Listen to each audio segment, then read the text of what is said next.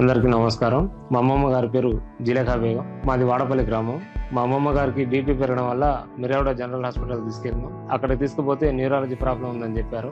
అక్కడ నుంచి నల్గొండ ఐకాన్కి తీసుకొచ్చాం. ఇక్కడ తీసుకొచ్చిన తర్వాత డాక్టర్ మౌనిక మేడం కలిసాం.